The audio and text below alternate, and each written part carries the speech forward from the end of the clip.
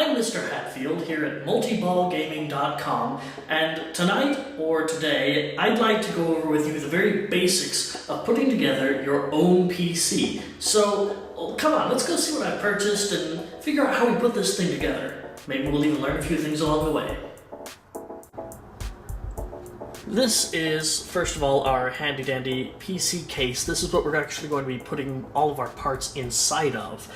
This is a mid-tower sized ATX case, which will fit my ATX sized motherboard. And that's important to know because if you get a mini ATX case and you try to put a regular size ATX motherboard inside of it, there's a very strong chance it's not going to fit. You're going to break stuff, you're going to have a bad time.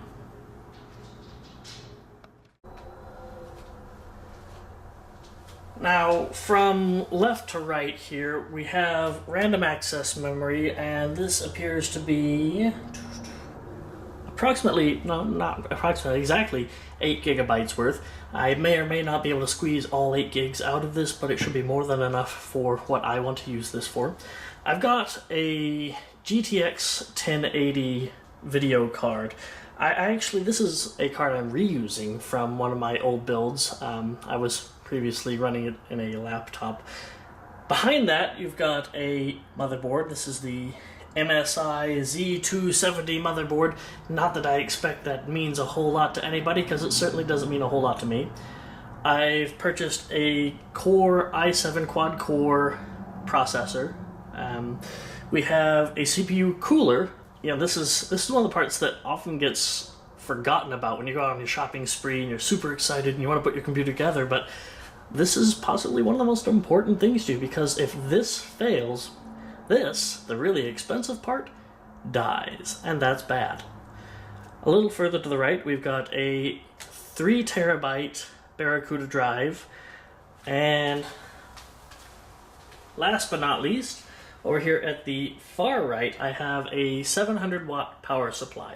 And I went with the 700 watt because I don't really anticipate needing more than 700 watts. I don't really plan to do SLI, where you put more than one video card inside of the machine. So this should do the trick. And if not, I'll find out pretty quickly when it blows up. So always do your math ahead of time and find out approximately how much wattage you're going to be using, and then buy more than you need. You never know when you're going to end up having a spike in your wattage.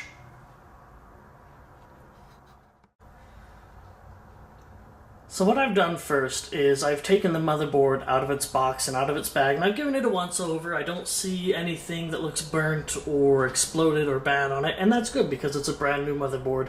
It should come out perfectly fine. What I usually recommend to anyone who's going to build their PC with their own two hands is take the motherboard out, make sure that you're grounded. That means you're either wearing a static wristband or you're touching something metal the whole time that you're working on it. And you really want to install your CPU first before you bother trying to put anything in the case. Because as soon as this goes into the case, you get a lot less space to work with. So let's start by opening up the CPU cover. Typically, you just kind of pull that and lift it, and this black thing right here needs to come off. This is actually garbage. We're going to be throwing it away. And then we lift the metal cover gently, and then we're going to install the CPU. One of the things you might be asking is, how did you decide which CPU and which memory and which whatever to purchase? I usually prefer to start with the motherboard. I say to myself, okay, here's an idea of what I want this build to do. Here is the level of equipment that I'm going to need to do it. So this machine that I'm building today is actually meant to handle virtual reality without stuttering. So you can go for ultra realistic and have all kinds of fun in VR.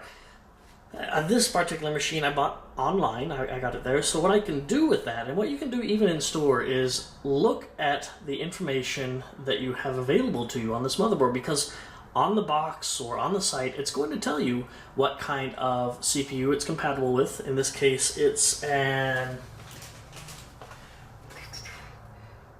an LGA 1151. This is an Intel machine. So I can go out and I can buy pretty much LGA 1151 CPU, put it into this motherboard, and it should work just fine. So let's do that right now.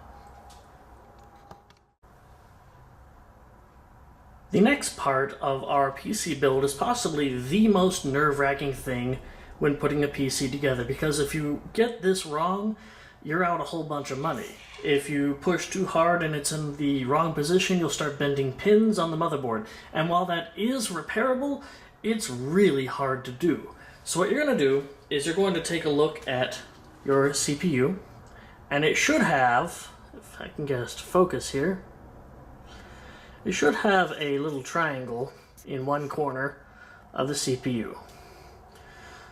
Right here is mine. It's kind of shining. And also, on the motherboard, you're going to have in one corner a marker. Now mine, it's a little dot in one corner, and some of it might be a triangle, and I'll put up a picture of that as well, just in case it's a little too small in this video for you to see from your angle. So we align our little markers and gently put the CPU in place, making sure that it's secure, that all of the tabs are fitting in all of the notches. Then, ever so gently, we're going to take our cover, and on mine I actually have to push it back a little bit, and then I can push it forward. I'm going to take my lever underneath like that. Now my CPU has been secured. The next thing that we really want to do is, let's go ahead and install the thermal paste. So, you've got your thermal grease. Oftentimes a new heatsink is going to come with some thermal grease, and you don't need a lot. I mean, this is all they're going to supply you with, and it's really all you need. So, let's see, somewhere around here I should have a professional thermal grease spreading tool.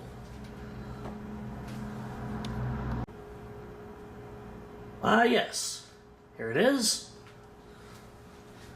We're going to apply a somewhat liberal amount of thermal grease directly to one corner of our processor. Just like that.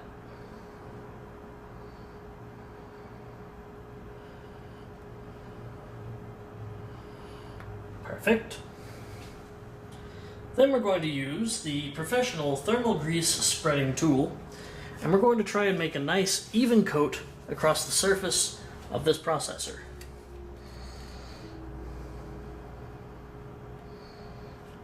There's no rush. You just want to make sure that all of this contact surface gets just a bit of grease so that heat can be dissipated more efficiently.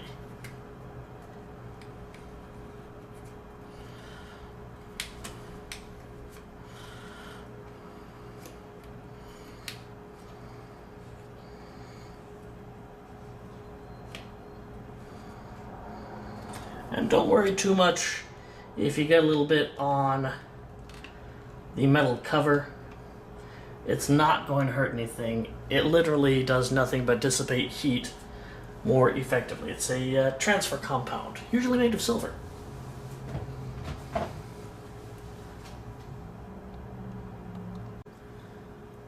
For the record, we've gone a little bit overboard with our cooling fan on this machine, but it's okay. We can still make this work. Our next task, before we put really heavy stuff on this board, is to figure out exactly what our ATX configuration is so that we can install risers onto our case. Well, onto the inside of our case.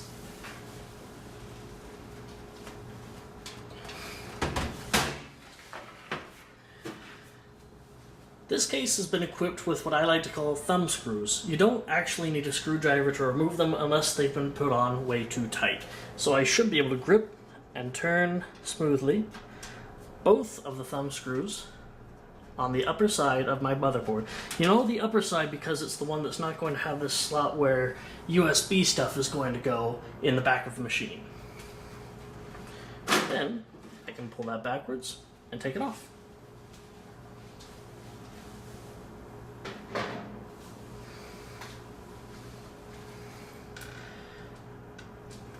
Now let's get this stuff out of our way. Just kind of tucking it backwards inside the case and going for a closer look. We have power for a fan waiting for us here. That also needs to get out of the way. And it looks like on this one we've got some risers pre-installed, which is great because they can be a little difficult to put on correctly. If you don't put them on tightly enough, if you ever got to change out your motherboard, those risers are going to come with your screws, and it's a pain. Let me go ahead and get this fitted. Okay, so at this point I've got my motherboard fitted so that each one of those risers can be seen through a hole that I can put a screw in on this motherboard. Now, this case actually had a bit of a problem that I had to resolve. There was a little a fan here for cooling the system that, while it's in place, I could not get this motherboard in. Simple enough. All I had to do was take the fan out, and then once we're done, I'll see if I can get it back into the system safely. If not, I don't like to not have the cooling fan in the back, but I think we'll be okay without it.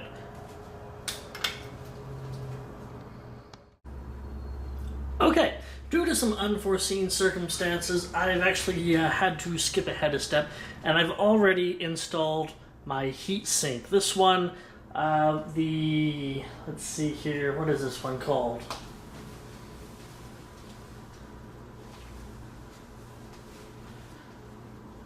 The game Storm Assassin 2 is really obtuse in its installation. I don't recommend it. Frankly, that was a gigantic hassle. It came with no documentation, and I had to follow along with the world's fastest Let's Build. Found it on YouTube of all places after Googling it. How about that? But I digress. Normally, you've got 4 screws that pop in, you tighten them, maybe a quarter of a turn, and then you're done with that. In this case, I actually am going to have to pop these 2 screws on, kind of similarly.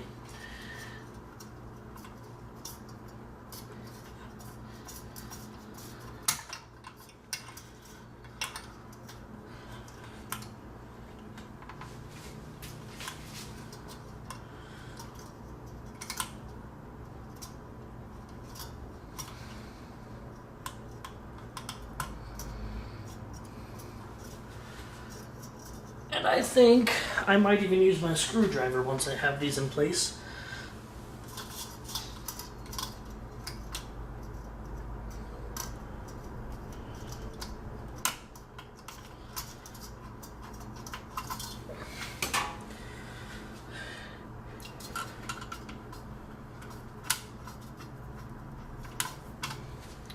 I'm just going to tighten each of them a little bit at a time until the whole thing is nice and flush, and I feel comfortable and confident that it's not going anywhere.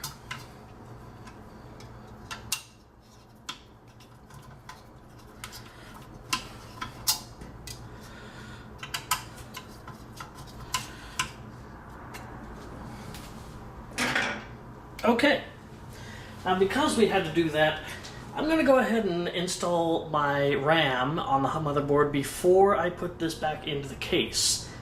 Because the way this case is and the way that this board has to be directed, unfortunately means I'm not going to have a lot of access to my RAM once it's all said and done. So I'll plug in my cooling fan. There's going to be a slot on the board that says cooling fan, probably right over here, cooling fan, and then I'll catch up with you. I've gone ahead and installed the first stick of RAM underneath the cooling fan back here, mostly because I knew it was going to be really difficult to get to, and frankly it's boring to watch that kind of effort. Now, on this motherboard, the memory has to be installed in what's called parity. So if you look labeled somewhere on this board, usually right here next to your RAM slots, it's going to tell you DIMM A, DIMM B, or DIMM 1, 2, 1, 2. So they'll be paired off as 1, 2, 1, 2. Since I have installed the first stick of RAM in one of these slots labeled 1, my other stick of RAM also needs to go into a slot labeled 1. Some computers don't necessarily require this, but it is best practice. If you aren't sure whether or not your PC can handle it, go ahead and keep them in parity. It's going to save you a lot of headaches. To do it, you'll need to pull these little tabs open and try to slot your RAM in there. And this is the tricky part without much space to maneuver.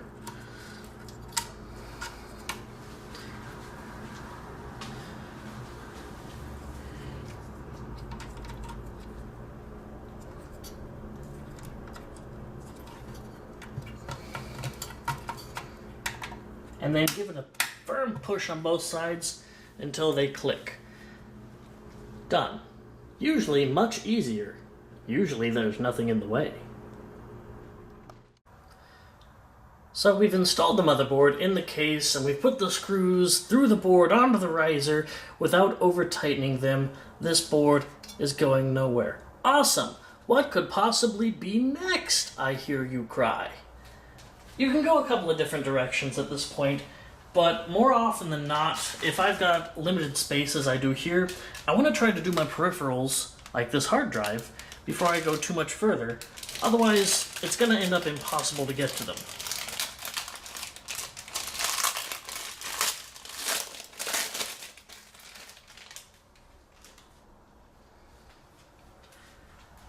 To install a 3.5-inch desktop size hard drive, easy stuff. You're just going to make sure you get the orientation correct. So on mine, it's going to be SATA facing this way towards the back of the PC. Most of them are. And you're just going to kind of slide it in there, like so. Easy enough. And you're going to install some screws. And the screws that you use for your hard drive and your motherboard are a little bit different. The ones for the hard drive are actually a touch bigger and don't have a nice washer outcrop, not as big a washer outcrop on the outside of them.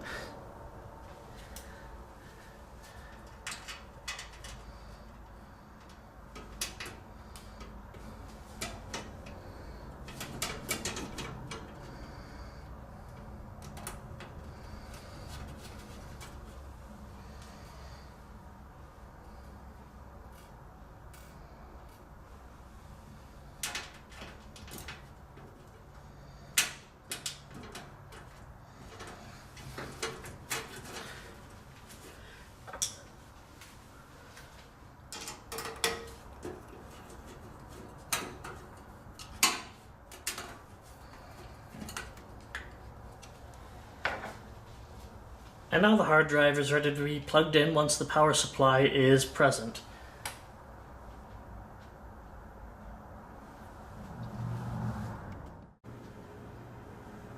Now that we've got everything settled with our hard drive, I've gone ahead and plugged in some of my jumpers for the start and reset buttons. Those are these little wires.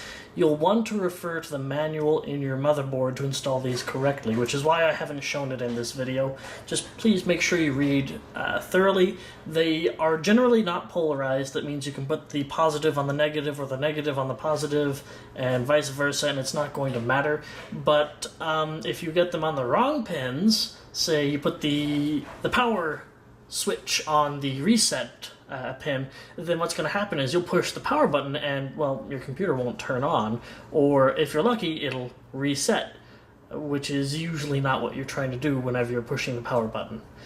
But on to the power supply. I'm actually really happily surprised because it turns out that the power supply that I purchased is a modular one. Now this means I can add and remove cables so that I don't have as much clutter inside of my box.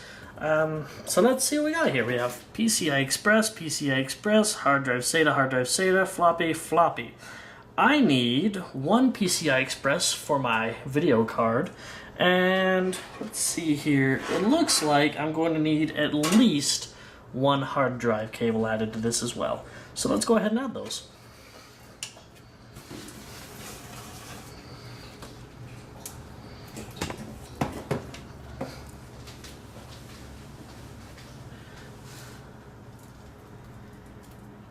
These cables are actually nicely labeled, as they should be in almost every case. If they're not, maybe you should return it, because labeling is important for knowing what it is you're touching. So this one is for PCI Express. Therefore, that's going to go into the one labeled PCI Express. Simple. Snaps right in. Shouldn't come out very easily. There's a tab on top that you would need to push to remove it, but we should never need to use that. Now let's add one for our hard drive. Let's see.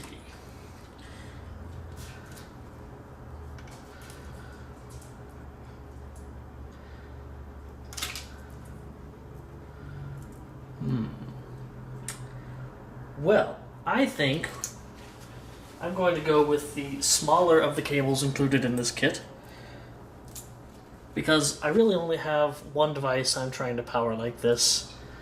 And so the side labeled, not labeled actually, at any rate, the one with the shape like this goes into my power supply right here.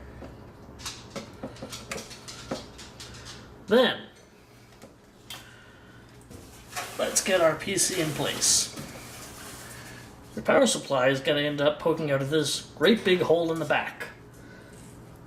So we're going to take a quick peek here. Usually the fan is going to be facing inside of the box, unless you have one that has a vent on the top, in which case, okay, you might get away with going the other way around.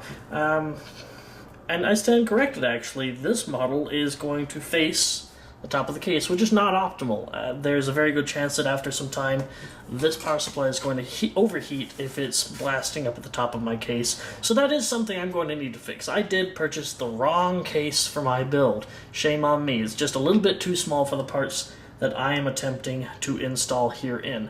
But let's just go ahead and try to get it in anyway, for argument's sake.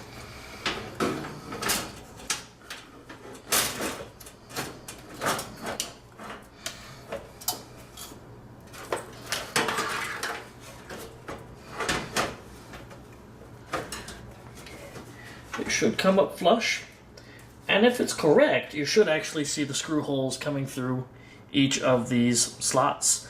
You know what? Let's turn this sucker upside down.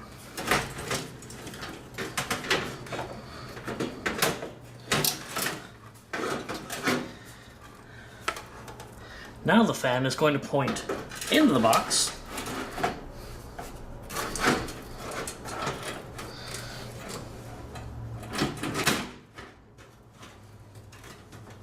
And just like that, the holes for the screws are showing up flush against the case. I'm going to go ahead and screw this in and get back with you. Are you excited yet? Our power supply is installed and we're nearing completion. We just have a few more cables to hook up, and then we can make sure this thing doesn't explode when we turn it on. Fair warning, that is actually a very real possibility. Make sure you have some kind of insurance before you turn on a new build that you made on your own. Let's get to plugging in the stuff. Now, general sense says you really want to plug in this behemoth first. This is the thing that powers almost everything else on your motherboard on its own. It's kind of large, and you can't even see the connection on this one. It's behind my enormous cooling thingy. So I'm going to reach in here and just kind of plug that in, and I'll be back. Okay, the power supply is installed. We've gone ahead and we've plugged in our CPU, or not our CPU, we plugged in our motherboard and the CPU power on the motherboard. Then we went ahead and we plugged in power and a SATA cable into our hard drive, And the SATA cable is going to go down into a slot that's actually labeled SATA. It's not actually very difficult at all. Square peg, square hole. If you've got this far in the tutorial, I'm confident you can handle it. So it looks like there's really just one part left, and that's going to be our video card. Super important for video games, right? On this model of PC, it looks like we have a case cover right here that we need to remove.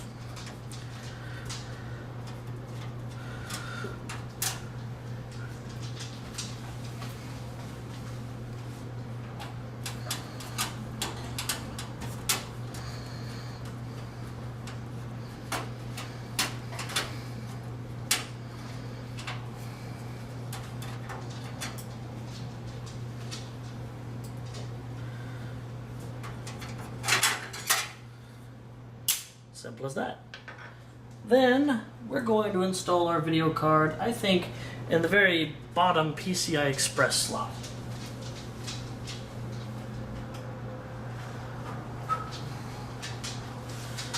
One thing to note is that PCIe cable that we installed earlier on our power supply is going to fit one end right in here, and that's going to power this card.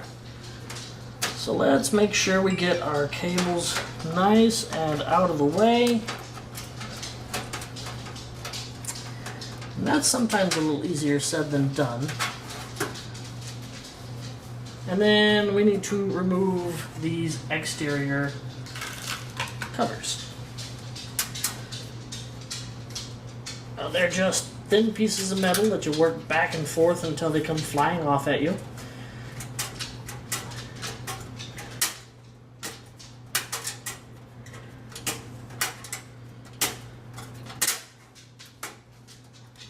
Cool. I'm going to repeat that with the other one and plug in the card, and I'll see you shortly. Okay.